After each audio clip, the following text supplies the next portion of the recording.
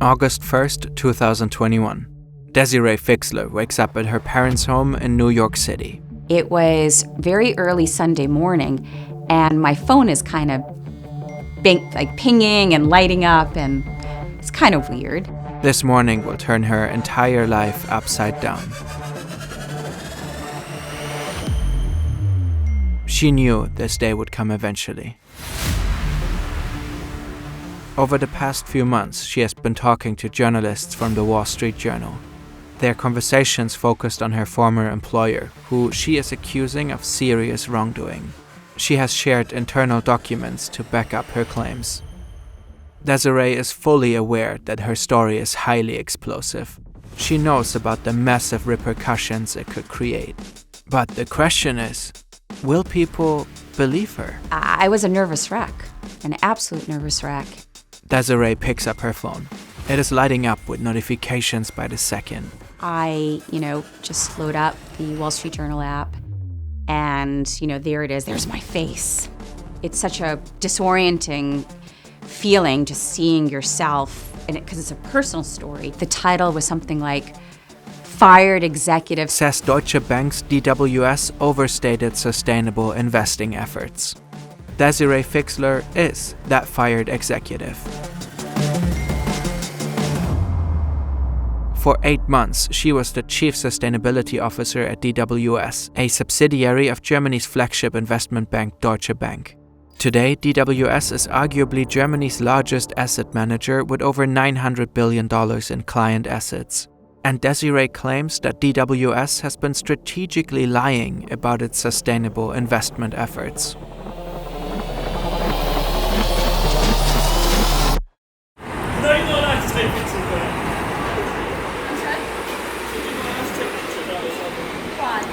Thanks to her, that morning, the entire world learns about the largest greenwashing scandal in global finance. I don't think they ever considered that I might have the balls to speak out. Someone needed to stand up and speak the truth. You can't pretend to the outside world that you're nice, shiny, and green, and internally, a brown piece of shit.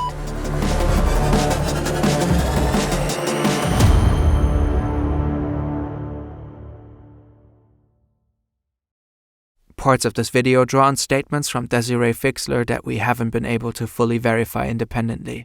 To date, neither Deutsche Bank nor DWS or its board members have been convicted in this case.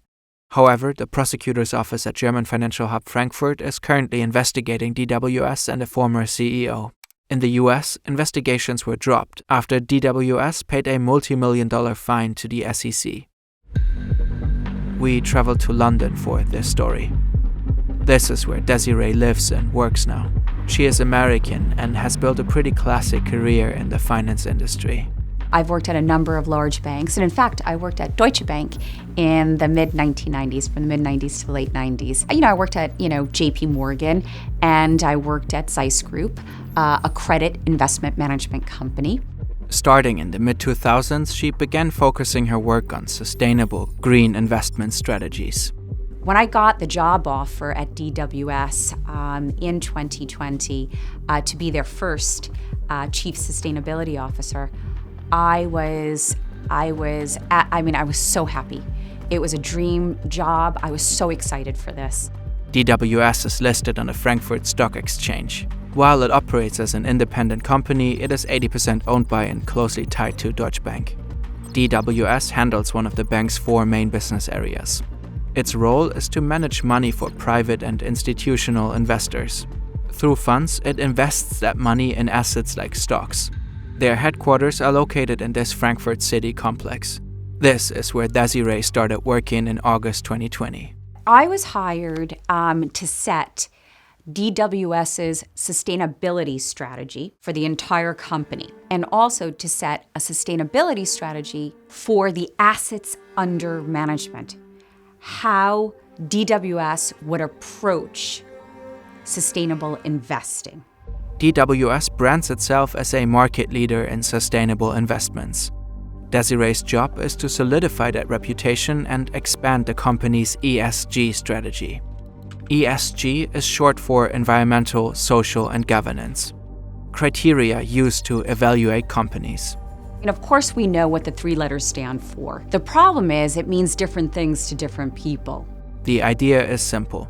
Companies with high ESG ratings are supposed to be well managed and have a positive impact on society and the environment.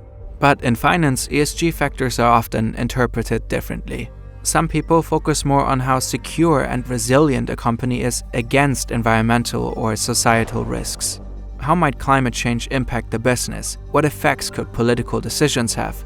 How could shifting consumer preferences affect your company? It means to ensure that your business is profitable in a changing world, right? So it's very much focused on, money making. The ESG acronym comes with countless issues. There's no universal definition, the available data is often poor, and there's a glaring lack of regulation. Evaluation criteria are often opaque, and the results can vary wildly. We'll touch on many of these problems in this video, but explaining it all in detail would go far beyond our scope.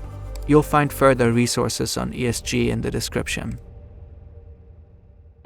Despite all those uncertainties, the ESG industry is growing steadily. Investors around the globe are eager to invest sustainably. ESG had become a big factor. It was becoming a very big growth market. That's not lost on DWS. The then CEO Asoka Verman repeatedly emphasizes that ESG and sustainability are of utmost importance to the company.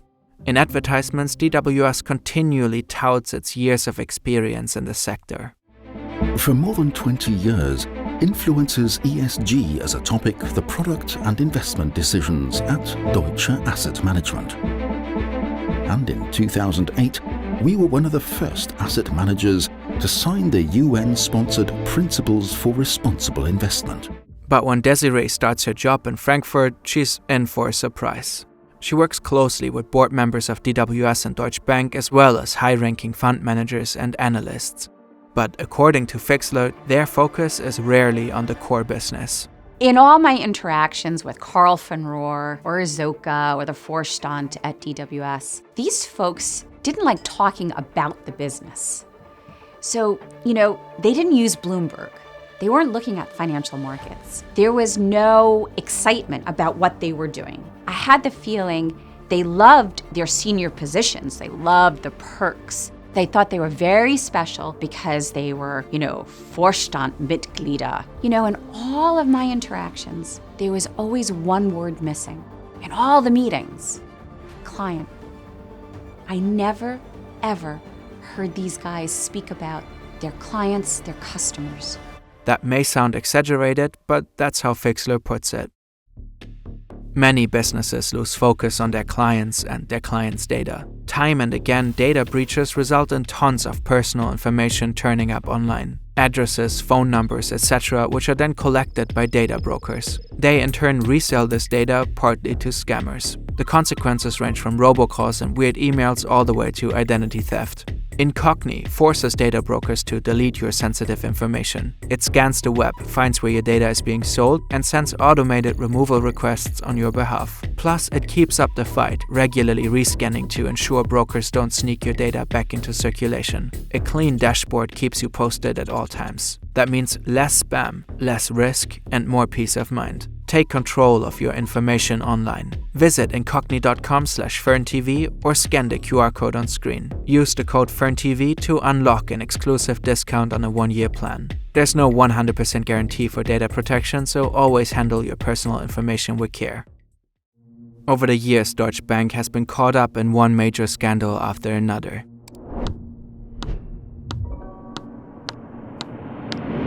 Just months before Desiree's tenure, Deutsche Bank had paid a hefty penalty for its business ties to convicted sex offender Jeffrey Epstein. During that period, there were even rumors that Deutsche Bank might completely pull out of the US market. Maybe that's why Desiree senses a different vibe in Frankfurt compared to other financial hubs. It was weird. It's a very strange institution. I think if you work for the institution in London or New York, it's okay. It's probably feels like any other sort of bank or asset management company, but Frankfurt head office is really strange. I used to call it the upside down world. when you're in meetings, or just reading your emails, interacting with the senior brass at Deutsche Bank, these are some very strange, very peculiar individuals. Desiree gets to work either way. Her first step, take stock of the situation. What companies is DWS investing in, and how are these decisions made? One company keeps popping up. One that has gained quite the reputation. The Wirecard Scandal broke in June 2020, just a few months before Desiree got to Frankfurt. DWS lost around $650 million when the payment provider collapsed. Oddly enough, Wirecard was listed in DWS's ESG investor fund. That fund was supposedly reserved for companies that are responsibly managed and adhere to social and environmental standards. Up until April 2020, Wirecard was the fund's second largest holding, making up 9.1% of its portfolio. That position was reduced to 4.5% just 2 months before the scandal broke. Desiree is puzzled.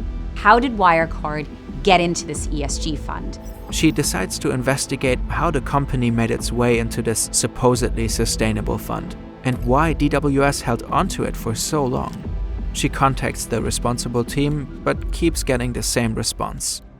We have already sold all Wirecard. I'm like, I know.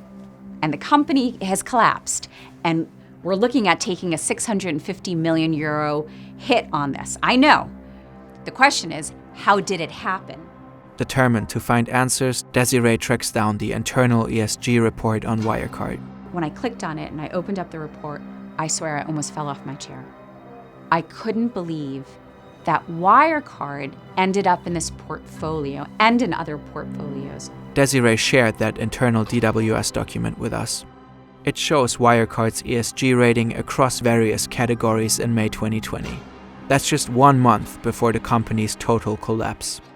At that time, Wirecard held the second highest rating in the Norm Controversies category, a global standard for assessing responsible business practices. On a scale from A to F, Wirecard got a B from DWS. And what was cited in support to Wirecard's high ESG status was because it has good business ethics. It cited strong corporate governance and good business ethics. That's what you see, those 2 words, business ethics. Check. At that point, the Financial Times had already published multiple articles exposing Wirecard's shady accounting practices. KPMG had been hired to conduct an independent audit. And KPMG had already released its report. It revealed, among other things, that Wirecard had failed to provide evidence for over $1 billion of cash balances. That was in April 2020.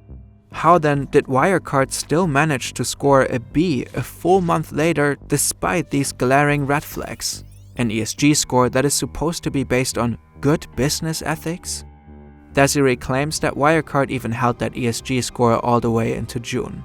Unfortunately, we couldn't verify this ourselves. DWS declined to answer our questions about Wirecard, stating they don't comment on ongoing proceedings.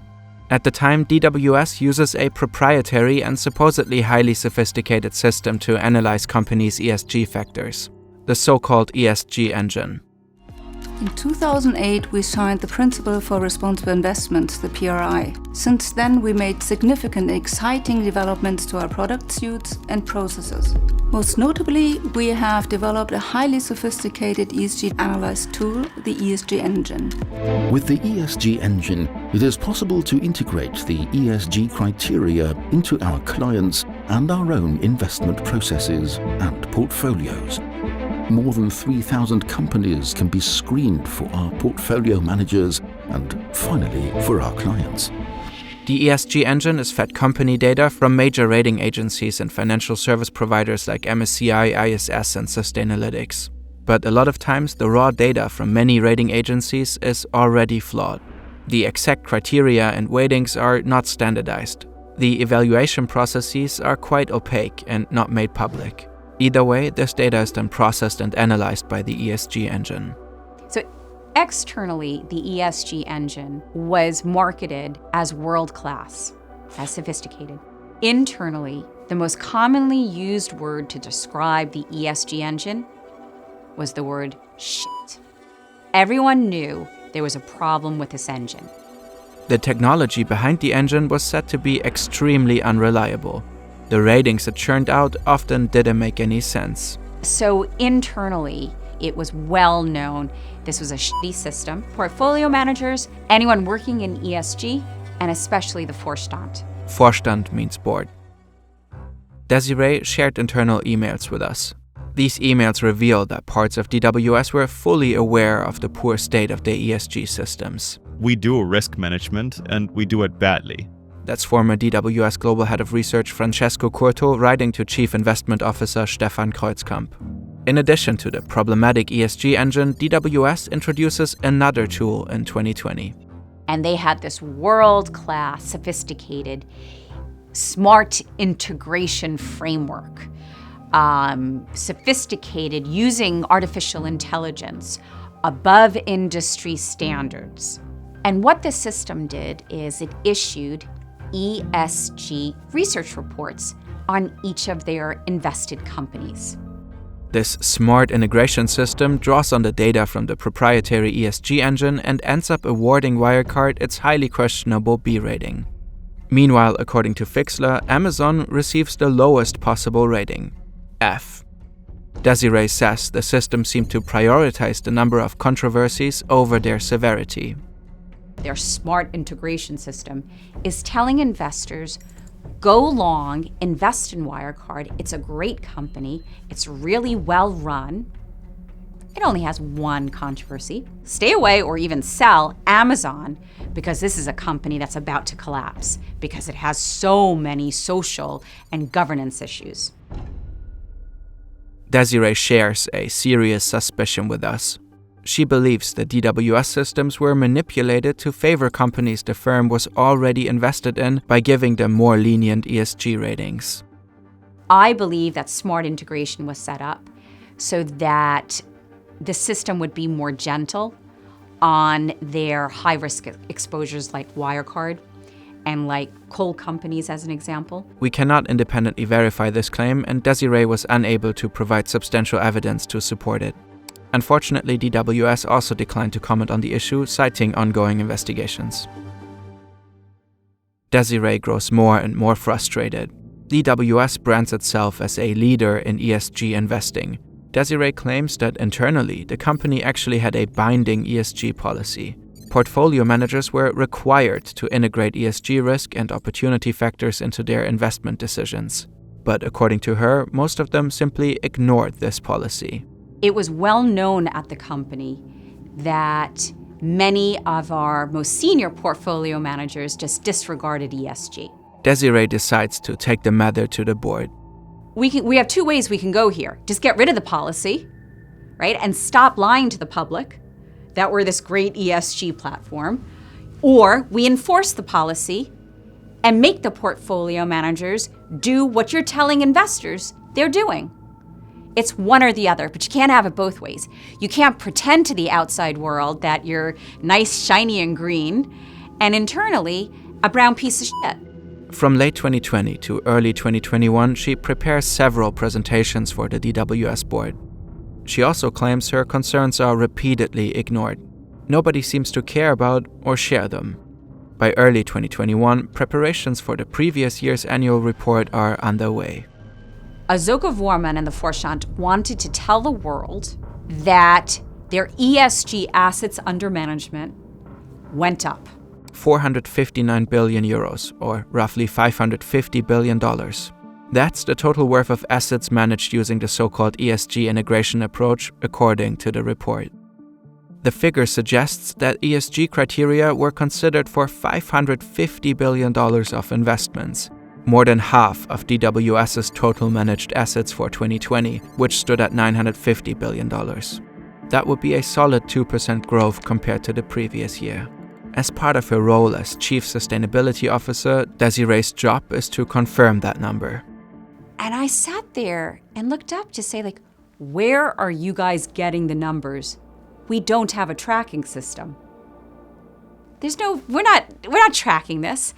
At best, we can maybe track, I don't know, manually, we could maybe look at 150 billion of assets under management are aligned with ESG, But $459 billion? No way. And we know that the majority of our portfolio managers are disregarding ESG. They've said that live. So it was a completely false number. Desiree refuses to sign off on the ESG figure for the annual report. Instead, she uses a board meeting to push for urgent changes.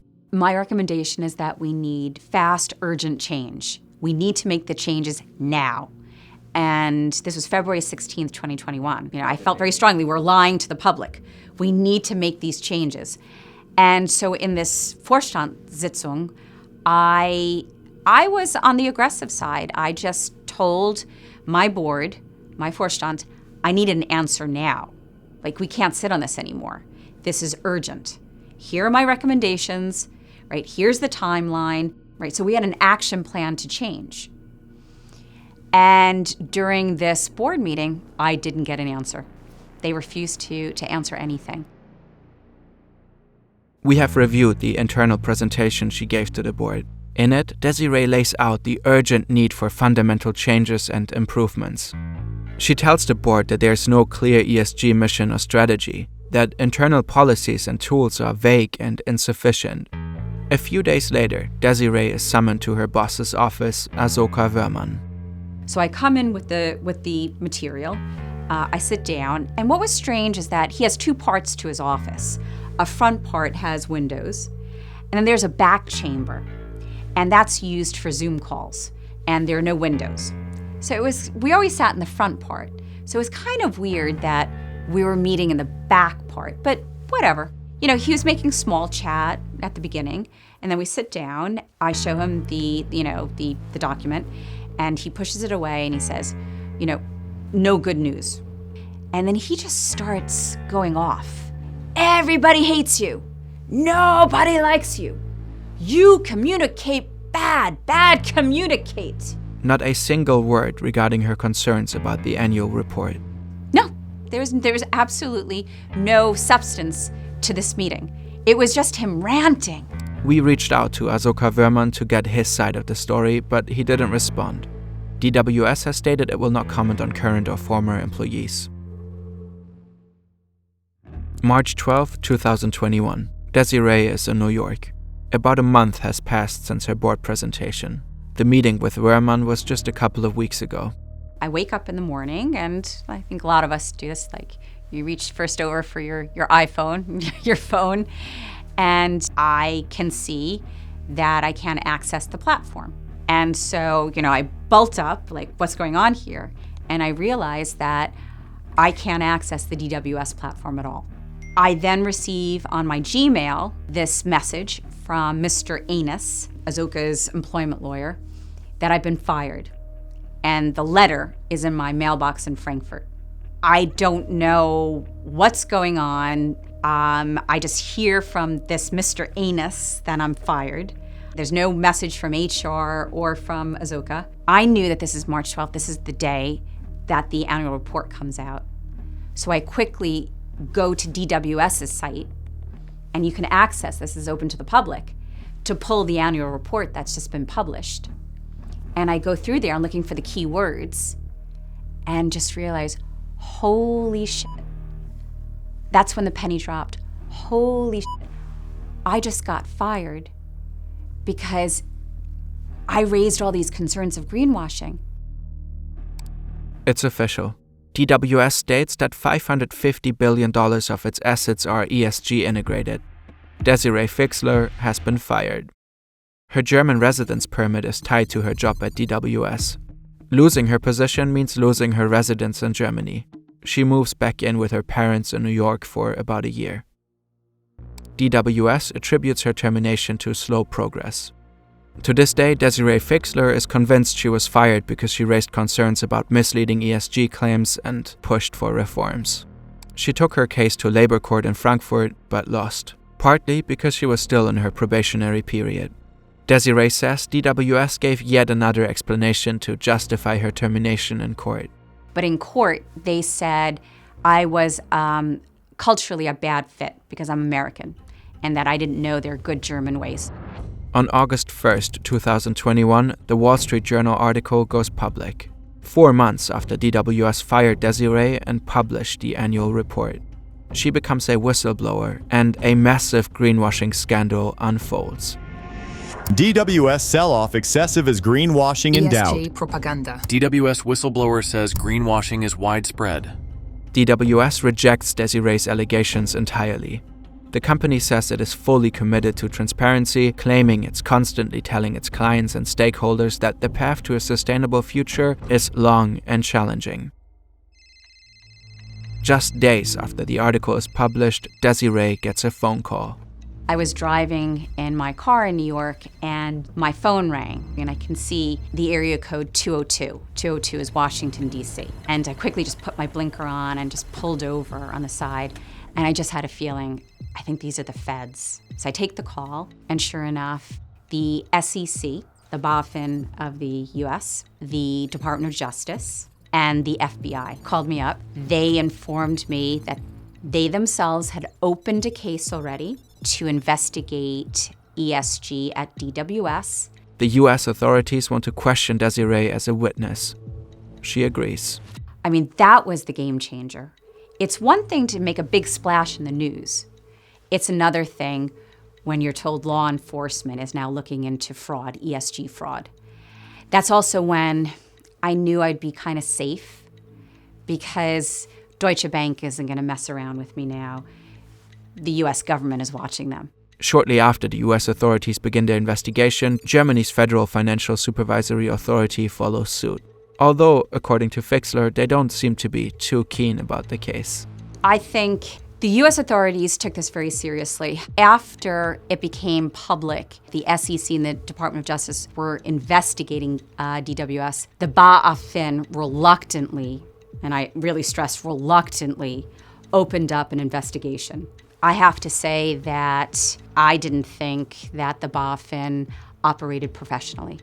I felt they wanted to do their best to ignore it. They wanted to disregard it. I didn't think that they took greenwashing seriously.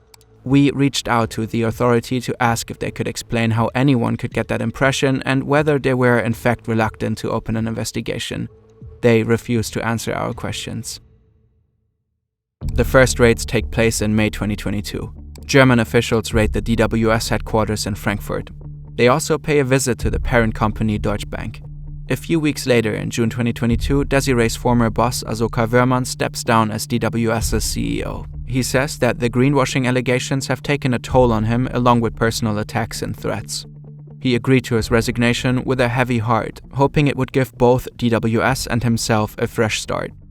In 2023, German media report that Wöhrmann is under investigation himself. The Frankfurt Public Prosecutor's Office has confirmed to us that they are investigating a former DWS CEO over the greenwashing allegations. But Wöhrmann is not the only one to face the music. So the CEO got booted out, the CIO, the COO, CFO, global head of research, global head of HR, global head of communications. It just eviscerated senior management there. Also in 2023, the SEC reaches a historic settlement with DWS's subsidiary in the US. The company receives a $19 million fine over the greenwashing allegations. Never before has the SEC ever imposed such a hefty penalty for ESG greenwashing.